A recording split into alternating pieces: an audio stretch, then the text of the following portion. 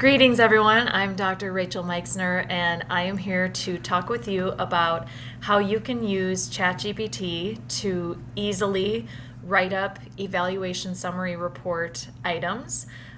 So today I'm going to be showing you how to conduct a student interview or a parent interview to gather information and then create the write-up for the evaluation summary. You can also use this same process for anything where you have anecdotal notes. You can enter data summaries and have it write up your narrative for you, as long as you use the correct kind of prompt. So first I will show you my form. So this is my student transition interview form, and it is very standard. It follows kind of a amalgamation of different tools, and also my parent transition interviews. So I'm working with students at the high school level, and we are responsible for doing a transition component in their evaluation after they turn 14. So that might even hit middle school for some of them. And so what I have here is a series of questions that I've compiled, and they follow kind of a standardized tool that we use. And what I do is I either sit down with the student and we fill it out together, or if the student is capable, I will share it with them in Google and they type in their responses. Especially if I have a student who isn't very verbal and who might have some anxiety, having them type their answers onto the form kind of works. And then the same with the parent. I'll either send this home as a document they can fill out, email it to them to fill out, or I will call them and fill in my own notes. So somehow I need to obtain the data on these questions. This is a Google form, and so I make a copy of it before I obviously share it with anybody. So if I'm going to share it with a student or a parent, I make them their own specific copy, and I use their initials so that it's still private. I don't put their name on it. I'm very nervous about data privacy with anything that I share online, even in my Google Drive, so I'm just always very careful. However, you should be pretty safe because Google Drive should be verified and secure. So that being said, here's an example of the form once it is complete. So this student has filled out that she wants to be a nurse, secondary maybe an emergency medical technician. This is all filled out with her information, and then I also have it filled out with the parent's information. So the secret here is we need to make sure that we have accurate information from the parent.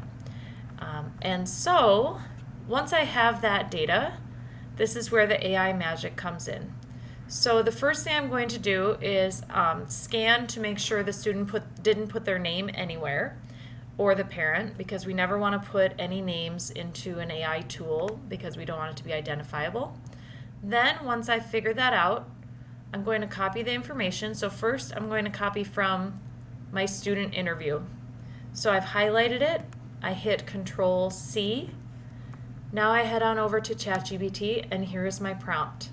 Now for this prompt, I want to make sure I'm very specific that it only uses the information I give it, because all this is a summary of what the student said. So I'm going to say, write this interview in the form of a narrative, third person, no questions, only statement sentences. And I know that seems kind of funny, but I have to make sure the robot knows exactly what I want. So narrative means it'll be kind of in the form of paragraphs. Third person means it won't say I or me. We want it to be an objective third person. No questions. I don't want it to be in the question answer format of the interview. And only statement sentences. I'm also going to add avoid transition words or adjectives, because I don't want any flowery language added. Sometimes things really sound like AI when it uses words like first and foremost or initially. Those are transition words that the robot loves to use, but I don't want them. And I don't want any added adjectives because I don't want it to be flowery language. Now I can paste in my data, hit enter, and with my careful professional eye, I will look at what it says. So you can see it's very factual. The student expressed interest in pursuing a career as a nurse. Emergency medical technician was listed as a second choice. So because I prompted it to be so objective, right, I'm able to have this very factual write-up. The student had previous work experience babysitting for cousins. Perfect. And this is good. This is what we want in an evaluation summary because it should be as objective as possible. So now I'm going to go here to my little square, my copy button, right? I'm going to click copy, and I usually just use the same document for notes. So now I'm going to put in some of the information. So I'm going to put the interview date, whatever it is. We'll just say 10/6/25, just making that up. Student name I can now put. So we will put that the student was Rachel Meixner. I'll just use my name. And then I'm going to paste my data.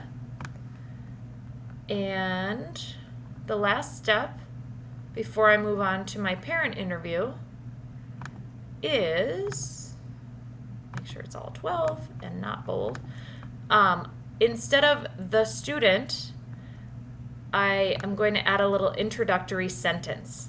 So I'm going to say, Rachel Meixner participated in a transition interview on 10/6/2025. Now, instead of the student, I'm going to hit Control F. And instead of the student, which it says many times, I'm just going to put in the name of the student, which is Rachel. So I'm going to hit Replace All. And hopefully that find and replace is becoming a habit. So Control F and your 3 little dots will let you replace.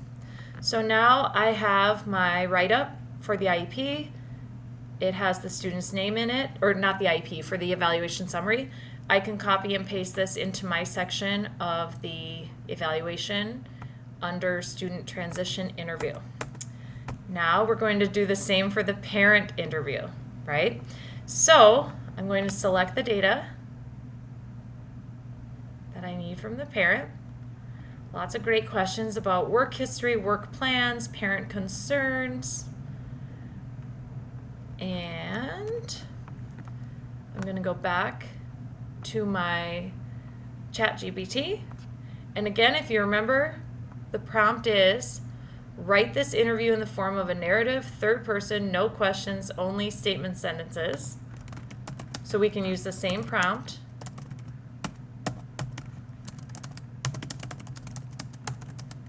So it's write this interview in the form of a narrative, third person, no questions, only statement sentences, whoops,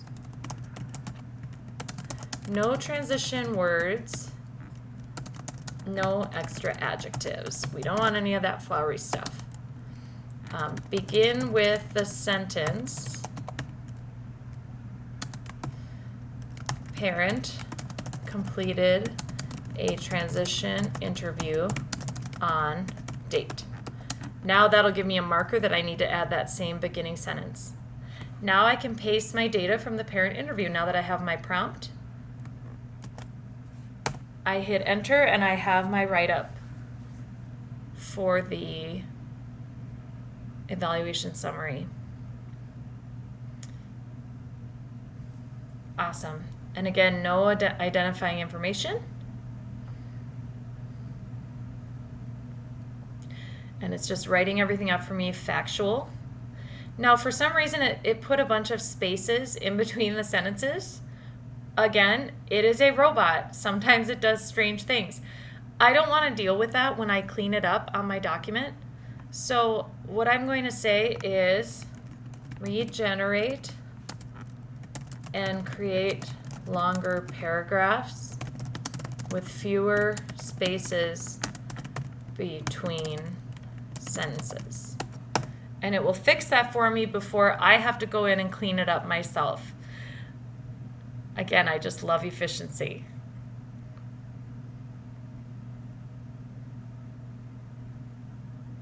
So there you go. It's making me some longer paragraphs, still writing them in paragraph form.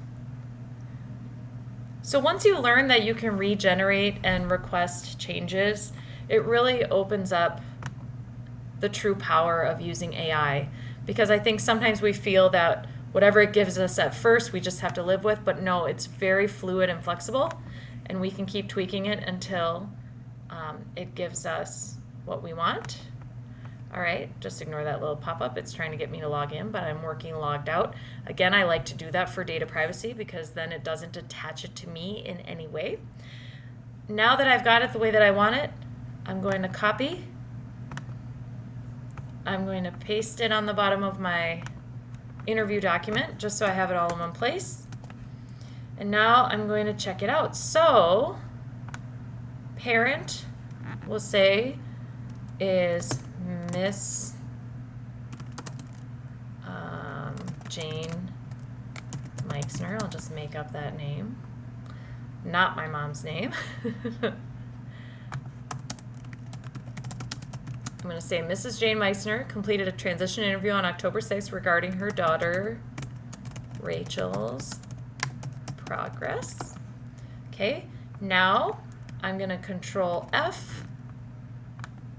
Wherever it says the parent, I'm going to write Mrs. Meixner, right? Because that is her name. And wherever it says the student, once again, I'm going to say Rachel. So all I'm doing now is putting in the names. All right, so my evaluations are ready for the report. My job now is just to read it over and use my professional eye to make sure I like the way everything is worded, and then I can copy and paste, and it is ready for the evaluation summary. And again, like I said, you can do this with any kind of data you collect. If you have, teacher interviews regarding a student's behavior, if you have interview protocols that you're compiling from a data source. Again, the most important thing is just make sure all identifying information is removed, and it works really beautifully. So I hope you enjoyed this video, and I hope it makes your life easier so you can spend your energy loving and empowering your students. Thanks.